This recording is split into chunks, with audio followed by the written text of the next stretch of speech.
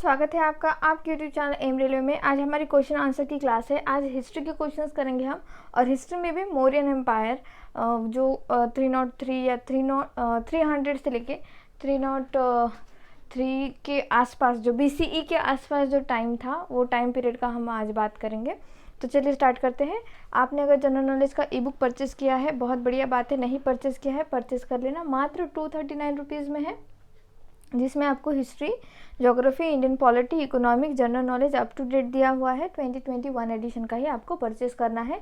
All subjects वाला purchase करना है। It's high time. आपने परचेस कर लिया है तो प्लीज़ इसका रिवीजन कीजिए।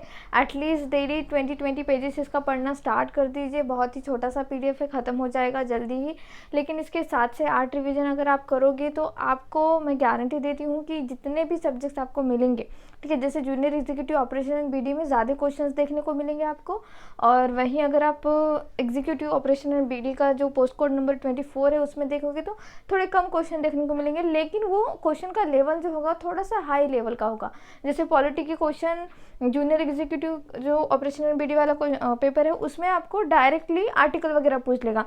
लेकिन यहाँ पे क्या करेगा, एग्जीक्यूटिव के पोस्ट पे वो थोड़ा सा ऐसे पूछ लेगा कि कि माइनॉरिटी से रिलेटेड ये आर्टिकल है, तो फिर हमारे यहाँ कितनी माइनॉरिटीज़ बिलोंग करती है, ठीक है, इंडिया कितनी माइनॉरिटीज़ को अलाउ करता है, या फिर इंडिया में माइनॉरिटीज़ का जो क्राइटेरिया रखा गया वो कितने टाइप का रखा गया। क्या मतलब, जैसे कि क्या लैंग्वेज के ऊपर माइनॉरिटी का डिसाइड किया गया है, या फिर उनके रिलीजन के ऊपर डिसाइड किया गया है। तो इस तरह के क्वेश्चंस आपको देखने को मिलेंगे, और ये क्वेश्चंस आप कब टैकल कर पाओगे, जब आप बहुत ही ज़्यादा डिटेल में पढ़ोगे, ठीक है।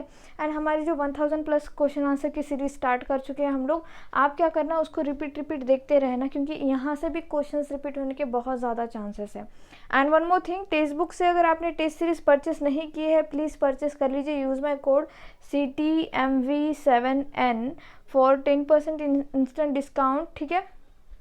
एंड प्लीज़ आप डेली अब क्या करना है कि पूरा अगस्त हर संडे आपने फुल लेंथ टेस्ट देनी है, और डेली अगर हो सके, अगर वर्किंग वगैरह हो आप लोग, तो डेली होना इम्पॉसिबल है। बट अगर आप फुल टाइम स्टडी कर रहे हो तो मेरा ऐसा मानना है कि आप डेली एक सेक्शनल पेपर इसका ज़रूर लगाना। मतलब सेक्शनल माने आप मैथमेटिक्स का भी जो है सॉल्व कर सकते हो, या फिर रीजनिंग का सॉल्व कर सकते हो, बट डेली करना है आपको, ठीक है। वो एक दिमाग को एक आदत बना दो।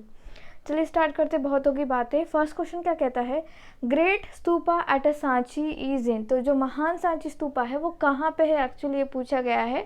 तो ये फैक्चुअल बात है, और ज्योग्राफी से भी रिलेटेड हो जाता है ये क्वेश्चन। तो ये देखो, जो सांची का स्तूपा है वो मध्य प्रदेश में, कहाँ पे है, मध्य प्रदेश में, आपको याद रखना है।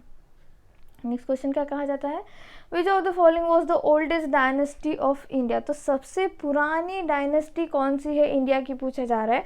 ऑप्शंस देखो, ऐसा नहीं है कि जो हम आंसर बता रहे हैं वही एक्चुअल में पुरानी डायनेस्टी होगी, और आप क्वेश्चन में इसके साथ भी अगर कुछ दूसरा होता, जैसे यहाँ पे आंसर क्या है, मौर्यन डायनेस्टी जो है, ठीक है, मौर्य की जो डायनेस्टी है, चंद्रगुप्त मौर्य जो फाउंडर थे, वो डायनेस्टी सबसे पुरानी डायनेस्टी है। अगर हम यहाँ पे ऑप्शन देखें, यहीं अगर मौर्यन डायनेस्टी के साथ साथ नंद डायनेस्टी आता तो हम नंद डायनेस्टी को क्लिक करते। क्योंकि नंद डायनेस्टी इसके पहले आ चुकी है, ठीक है। समझ में आ रहा है आप लोगों को। जैसे अलेक्जेंडर आया था, अलेक्जेंडर के साथ पोरस का जो युद्ध हुआ, पोरस एंड अलेक्जेंडर का युद्ध हुआ, अलेक्जेंडर जीत गया। अलेक्जेंडर जीतने के बाद ऐसा माना जाता है, ऐसा जितने भी बड़े बड़े हिस्टोरियन हैं उन लोगों का ऐसा कहना है, और जो कि बहुत ही सही है अलेक्जेंडर के लिए, कि उसने पूरी दुनिया जीत ली, बट वो अपने लोगों के सामने ही हार गया, क्योंकि उसकी मिलिट्री ने जो है जवाब देना शुरू कर दिया था। उसको एक्चुअली साउथ साइड में भी जाना था, इंडिया के साउथ साइड में भी जाना था, उसे चाइना साइड जाना था, उसको सारा लाइक पूरा ग्लोब कवर करना था। बट पूरी जो मिलिट्री थी उसके साथ, वो बहुत दिनों से उसके साथ चल रही थी, एंड वो मिलिट्री डर गई थी। यहाँ का जो भी इन्वायरमेंट देखिए, इन्वायरमेंट इन द सेंस कि यहाँ का जो मौसम है, उन लोगों को उतना अच्छा जैसे पानी, जैसे बारिश वगैरह के टाइम पे क्या होता था ना, कि हमारे यहाँ पे नदियाँ बहुत ही ज़्यादा फ्लड वगैरह के चांसेस बहुत ज़्यादा हो जाते थे। तो उसकी मिलिट्री ने वहीं पे हाथ जोड़े, उसको कहा कि भाई हम तेरे साथ नहीं आएंगे, और उल्टा उसकी मिलिट्री ने उसके खिलाफ काइंड ऑफ कू कर दिया।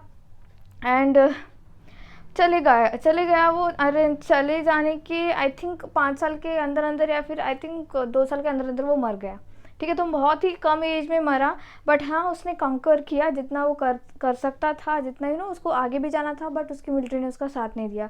इसलिए अलेक्जेंडर द ग्रेट को कहा जाता है वो पूरी दुनिया जीत चुका लेकिन अपने ही लोगों के सामने हार गया। जैसे ही वो गया ना, तो उसने अपने जितने भी बड़े बड़े उसके साथ जितने भी प्रधान थे, ठीक है, जो भी उसके अच्छे अच्छे लोग थे, उनको यहाँ अपॉइंट करके चला गया वो। उसने किसको ख़त्म किया? उसने नंद डायनेस्टी को ख़त्म किया। किसने? अलेक्जेंडर ने, ठीक है। अलेक्जेंडर ने ख़त्म किया और फिर वो चला गया वापस अपने अपने देश, बट उसके लोग यहाँ पे राज करते थे, ठीक है। उसके लोग यहाँ पे अपॉइंट करके गया था वो। ऐसा नहीं था कि सब कुछ जीतने के बाद छोड़ के चला गया, बिल्कुल भी नहीं। वो अपॉइंट करके गया था, लोगों को अपॉइंट करके गया था। एंड आप लोगों को वो स्टोरी भी याद होगी और बहुत बार हमने पढ़ भी रखा होगा, जो कौटिल्य, ठीक है, चाणक्य का जो झगड़ा था धनानंद के साथ, तो कौटिल्य जो है चाणक्य जी ने ठान लिया था कि नंद डायनेस्टी को तो मैं ख़त्म करके ही रहूँगा। अल्टीमेटली नंद डायनेस्टी ख़त्म हुई और कौन बैठा गद्दी पर? चंद्रगुप्त मौर्य। चंद्रगुप्त मौर्य को किसने पूरा ट्यूशन दिया? तो वो ट्यूशन दिया है चाणक्य जी ने। तक्षशिला में, पाकिस्तान, वेस्ट पाकिस्तान में एक्चुअली 8 साल तक उन्होंने ट्रेनिंग दिया उनको, एंड वो बैठे, ठीक है, गद्दी पर बैठे। और इस तरह से क्या हुआ? मौर्यन डायनेस्टी का जो है उदय हुआ। मौर्यन डायनेस्टी में आपको 2-4 ही नाम याद रखने हैं। सबसे पहला तो चंद्रगुप्त मौर्य, ये अच्छे से याद रखो, चंद्रगुप्त मौर्य। देन बिंदुसारा, ठीक है, बिंदुसारा इसका बेटा, चंद्रगुप्त मौर्य का बेटा बिंदुसारा, ठीक है, और इसका बेटा अशोका। तो 3 ही नाम एक्चुअली आपको याद रखना है कि ये 3 ही लोग जो है इन्होंने मौर्यन डायनेस्टी को बहुत ही ऊंचे एक पद पे, अशोका के टाइम पे तो बहुत ही ज़्यादा पीक पे था, बट अशोका ने देन जो है उसका परिवर्तन हो गया, उसने अलग रिलीजन अपना लिया, फिर बुद्धिज़्म अपना लिया, इस तरह से चीज़ें हुई। तो आप जब हिस्ट्री पढ़ोगे आप लोगों को समझ में आ जाएगा, एक स्टोरी की तरह पढ़ना है, फिर ना हिस्ट्री बोर नहीं लगेगी। जैसे चंद्रगुप्त मौर्य ने डायनेस्टी स्थापित की, बिंदुसारा ने उसको स्प्रेड किया, अशोका ने उनसे भी ज़्यादा स्प्रेड किया, इस तरह से, ठीक है, ऐसे होता था। तो नेक्स्ट क्वेश्चन क्या कहता है? कौटिल्यास अर्थशास्त्र इज अ बुक ऑन। तो देखो हमने अभी चाणक्य के बारे में बात कर रखी है, तो कौटिल्य का जो अर्थशास्त्र का बुक है, जैसे अभी नॉर्मल अगर किसी ने हिस्ट्री नहीं पढ़ा होगा तो उनको क्या लगेगा कि ये इकोनॉमिक्स से रिलेटेड होगा, बट ये इकोनॉमिक्स से रिलेटेड नहीं था, ये था principles and practices of state craft. मतलब ये पॉलिटी के बारे में बता रहा है कि एक अगर राजा होगा, ठीक है, एक अगर राजा होगा तो किस तरह से उसने देश चलाना चाहिए, किस तरह से उसका स्टेट का अफेयर्स होने चाहिए, किस तरह से उसने जो है सब कुछ हैंडल करना, अकाउंट्स वगैरह हैंडल करना चाहिए, इसके बारे में जो है यहाँ पे कहा गया है। तो कौटिल्य का Arthashastra book is related to polity not economy. Okay, please ध्यान रखना ये बात। नेक्स्ट क्वेश्चन क्या कहता है? The valleys of Sindhu, Ganga and Jamuna were brought together for the first time under the one political authority by. तो देखो किसके कार्यकाल में जो है सिंधु, गंगा और जमुना की घाटियों को पहली बार राजनीतिक अधिकार के तहत एक साथ लाया गया था? तो ये जो है अशोका के टाइम की बात है, क्योंकि इरिगेशन सिस्टम अगर आपकी सही होगी तो अल्टीमेटली जो आपका क्या कहते हैं उसको, फसल बहुत बढ़िया आएगी। फसल बढ़िया आएगी तो सबको खाने को मिलेगा, सबको खाने को मिलेगा तो सब कुछ सही होगा, इस तरह से चीज़ें होती, ठीक है। Next question, who among the following Mauryan ruler did कंकर द डेक्कन। तो जो डेक्कन तक मतलब साउथ तक कौन गया था, ये क्वेश्चन पूछा गया है। तो देखो बिंदुसारा जो है साउथ तक पहुंच चुका था। अशोका ने श्रीलंका तक स्प्रेड किया था, ठीक है, श्रीलंका स्प्रेड किया था उसने, छोटे छोटे आइलैंड भी पूरे कैप्चर कर लिए थे, लक्षद्वीप, अंडमान निकोबार सब कुछ कैप्चर कर लिया था अशोका ने। बट कंकर अगर आप डेक्कन तक का पूछो, साउथ इंडिया तक का पूछो, या फिर डेक्कन में महाराष्ट्र भी कंसिडर कर सकते हो, middle Maharashtra, Madhya Pradesh and all, Tamil Nadu तक का रीजन पूरा अगर हम कंसिडर करें तो हाँ, ये बिंदुसारा ने किया था। किसने किया था? बिंदुसारा ने किया था। Next question, language use in inscription of Ashoka is. तो अशोका का जो अभिलेख है, ठीक है, अशोका के टाइम से ही अशोका ने एक्चुअली स्टार्ट किया था कि इंस्क्रिप्शन, बड़े बड़े जो है स्तूपा बनाएगा, उसके ऊपर इंस्क्रिप्शन किया जाएगा। इंस्क्रिप्शन किस बात का? इन्होंने कुछ अचीवमेंट किया होगा तो इस बात का कोई इंस्क्रिप्शन हो जाएगा, या फिर कोई भी रूल चेंज हो रहा है, ठीक है, कोई कानून अगर चेंज हो रहा है तो वो इंस्क्रिप्शन किया जाएगा। अगर टैक्स वगैरह कम दिया जाए या फिर टैक्स वगैरह बढ़ रहा है उस जगह के लिए तो वो भी इंस्क्रिप्शन मिला है। तो इस तरह से जो इंस्क्रिप्शन था ये प्राकृत लैंग्वेज में था, संस्कृत में नहीं था, प्राकृत लैंग्वेज में था, ये आपको याद रखना है। ये जब मौर्यन डायनेस्टी का टाइम था ना, तब संस्कृत उतना ज़्यादा ठीक ठाक नहीं बोलते थे लोग, संस्कृत पे उतना उनका कमांड नहीं था। गुप्ता पीरियड में एक्चुअली संस्कृत का गोल्डन पीरियड कहते हैं किसको, गुप्ता पीरियड को, क्योंकि कालिदास ने बहुत अच्छी अच्छी रचनाएं करी थी एंड संस्कृत तब फूला, तब एक्चुअली फ्लरिश हुआ। क्योंकि जैसे संस्कृत मैंने आपको पहले भी बता रखा है कि संस्कृत थोड़ा सा हार्ड होता है समझने में। हमारे वेदास प्योर संस्कृत में लिखे गए हैं, उनको समझने के लिए सिंपलेस्ट फॉर्म में संस्कृत थी, लेकिन बहुत सिंपल फॉर्म में उपनिषदा लिखा गया। उसी तरह से जब रोज़मर्रा की चीज़ें होती है, रोज़मर्रा की जो लैंग्वेज बोली जाती है, मौर्यन टाइम में प्राकृत बोली जाती थी। क्या बोली जाती थी? प्राकृत बोली जाती थी। ये आपको याद रखना है। साथ ही साथ मैं आपको सब कुछ समझा रही हूँ।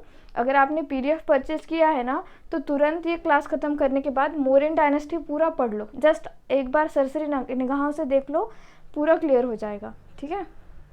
Okay, next question, which dynasty did rule over Magadh after Nanda dynasty. तो देखो सिंपल सा क्वेश्चन है, जैसे मैंने अभी जस्ट आपको बताया कि जैसे नंद डायनेस्टी ख़त्म हुई, अलेक्जेंडर का पूरा राज था, लेकिन क्या हुआ ना कि जो नॉर्दर्न बिहार या फिर आप कहोगे उस टाइम पे मगध कहा जाता था, तो वहाँ पे जो है चंद्रगुप्त मौर्य ने अपना एक तरह से सिक्का जमा दिया था और फिर बढ़ते उन्होंने पूरा इंडिया ही कैप्चर कर लिया इस तरह से। तो मौर्यन डायनेस्टी ने रूल किया है आफ्टर नंद डायनेस्टी। तो ऑप्शन क्या होगा? ऑप्शन होगा A. Okay, next question, the most famous educational centre during the period of Mauryan age was. तो आप सबको क्या लगेगा कि भाई यहाँ पे जो है हम इसको क्लिक करेंगे, लगेगा जैसे ही आप ऑप्शन पढ़ोगे तो सबको लगेगा नालंदा होगा राइट आंसर। नहीं, मैंने जैसे आपको कहा कि मौर्यन डायनेस्टी में तक्षशिला जो है प्रोमिनेंट था। तक्षशिला वेस्टर्न पाकिस्तान के साइड में था, ठीक है। तो Takshashila is the right answer कि बहुत ही ज़्यादा फेमस एजुकेशनल सेंटर था, एकदम एंशियंट टाइम से चलता आ रहा है, ठीक है। उसके रिमेन्स अभी भी पाकिस्तान में जो है अवेलेबल है इस तरह से। The last Mauryan emperor was, तो जैसे हम कोई भी डायनेस्टी पढ़ते हैं तो उसका एक तो फाउंडर पढ़ते हैं और लास्ट कौन था ये पढ़ते हैं। जैसे मुग़ल का पहला फाउंडर कौन था? बाबर था, और उसका लास्ट वन कौन था? तो वो था बहादुर शाह ज़फ़र II, ठीक है, या फिर सिर्फ बहादुर शाह ज़फ़र, इस तरह से आपको ऑप्शन मिलेगा। तो लास्ट मौर्यन एम्परर भी कौन था? स्टार्टिंग का कौन था? चंद्रगुप्त मौर्य, और लास्ट का था बृहद्रथ, ठीक है, बृहद्रथ। आपको ऑप्शन डी में ये मिल जाएगा। तो प्लीज़ ये याद रखना है आपको। क्या करो ना, आप जब भी हिस्ट्री आप पढ़ रहे हो, जब आप उसका रिवीजन करते हो ना, उस टाइम पे क्रोनोलॉजी या फिर उनका लाइफ जो उनका फैमिली ट्री में सिर्फ और सिर्फ बड़े बड़े राजा लिखना है। ऐसा मत करो फैमिली ट्री मतलब कि राजा फिर रानी का भी नाम लिख दो उसके साथ, कि उसकी शादी किसके साथ हुई थी, फिर उसको अगर काइंड ऑफ 4-4 5-5 बच्चे हैं तो उनका भी नाम लिखो। ये गलत है, हमको इतना नहीं करना है, हमको सिंपल करना है। जैसे देखो, अगर मैं बताऊं किसका, अपना मुग़ल का, अगर मैं मुग़ल का बताऊं तो सबसे स्टार्टिंग में कौन आया था? बाबर आया था। बाबर के बाद हुमायूं के बाद अकबर, ठीक है। अब ऐसा तो नहीं है कि हुमायूं को एक ही लड़का था अकबर, ऐसा तो नहीं था, ठीक है। फिर भी अकबर के बाद कौन आया? जहांगीर आया, ठीक है। जहांगीर के बाद कौन आया? शाहजहां आया। अब ऐसा तो नहीं था कि शाहजहां को भाई नहीं थे, शाहजहां को भी भाई थे, बट शाहजहां का ही नाम क्यों हमको याद रखना है? बिकॉज वो गद्दी पे बैठा था। अब शाहजहां के भी बहुत सारे बच्चे थे, ठीक है। जैसे हमारा औरंगजेब के साथ और एक जो था, जिसने मतलब औरंगजेब ने ही उसको मार दिया था, क्या उसका नाम, मैंने आपको इसका नाम भी बताया था एक बार, दारा सिखो। तो वो अलग कलर में लिख लेते हैं हम, ठीक है, दारा सिखो। तो इनके जैसे कि आप फैमिली ट्री देख रहे हो, बाबर ने स्टार्ट किया, बाबर के बाद हुमायूं के बाद अकबर के बाद जहांगीर के बाद शाहजहां के बाद औरंगज़ेब, और औरंगज़ेब का जैसे पतन हुआ फिर मुग़ल जो भी पूरी डायनेस्टी वो ख़त्म हो चुकी है। तो आप देख रहे हो कि आपको मेन लोगों का ही नाम याद रखना है जो गद्दी पे बैठे हुए थे। और उनके बारे में ही क्वेश्चंस बनेंगे। ऐसा मत करना आपके पास बहुत ज़्यादा डेटा है, आपके पास मोटी मोटी किताबें है तो आप सब कुछ याद कर लो, नहीं, जितना एग्ज़ाम में पूछा जाता है उतना ही याद करो, ठीक है।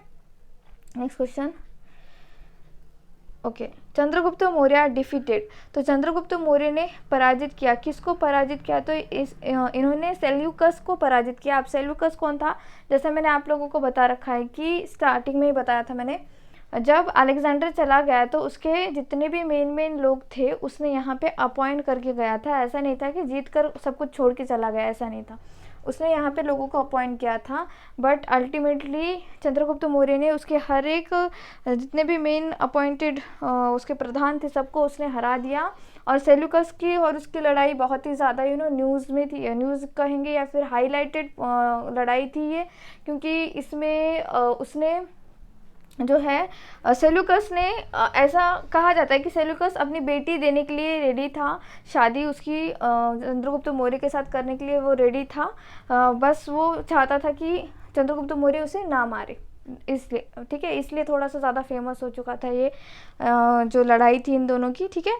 तो ये क्वेश्चन बार बार पूछा जाता है, प्लीज़ याद रखना है आपको, ठीक है। ये हाईलाइटेड पॉइंट है कि चंद्रगुप्त मौर्य ने किसको हराया था। चंद्रगुप्त मौर्य ऐसा तो नहीं है कि सिर्फ इसको सेल्यूकस को हरा चुका है, बहुत सारे लोगों को हराया है, बट यही पॉइंट क्यों इतना ज़्यादा हाईलाइटेड किया हुआ है, क्योंकि इससे रिलेटेड एक स्टोरी है, ठीक है, एक रिलेटेड स्टोरी, कुछ 500 हॉर्सेस समथिंग उसने दिए थे, फिर डावरी के मतलब इस तरह से डावरी वगैरह का कुछ पॉइंट था वहाँ पे। तो ये सब कुछ आपको जो है ध्यान में रखना है, हाईलाइटेड पॉइंट से ही क्वेश्चंस बनते हैं। तो चंद्रगुप्त मौर्य डिफीटेड सेल्यूकस, ठीक है। नेक्स्ट क्वेश्चन, ओके, क्वेश्चन यहाँ पे ख़त्म होते हैं। आपने अगर अभी रिवीजन करना स्टार्ट कर दिया, बहुत बढ़िया बात है, रिवीजन स्टार्ट कर दीजिए, जितना ज़्यादा हो सकता है उतना ज़्यादा रिवीजन कीजिए, तबीयत को संभाल के रखिए, हेल्दी रहिए, ठीक है, अच्छे से अभी फ़िलहाल तो देखो अभी आपके पास अराउंड 1.5 मंथ है, तो आप आराम से पढ़ सकते हो, आराम से 7 से 8 रिवीजन हो जाएंगे सारे सब्जेक्ट्स के। और हम मिसलेनियस टॉपिक्स भी ख़त्म कर चुके हैं, अब सीआरएम के 2 लेक्चर आएंगे, फिर सीआरएम भी ख़त्म हो जाएगा, और फिर आप लोगों को बचता क्या है, फिर जितना भी कुछ बचेगा हम वो करेंगे, एंड 1000+ क्वेश्चन आंसर सीरीज तो स्टार्ट ही रहेगी, ठीक है। Thank you so much for watching, please subscribe to my channel, share this video, like this video, and please keep revising. Thank you.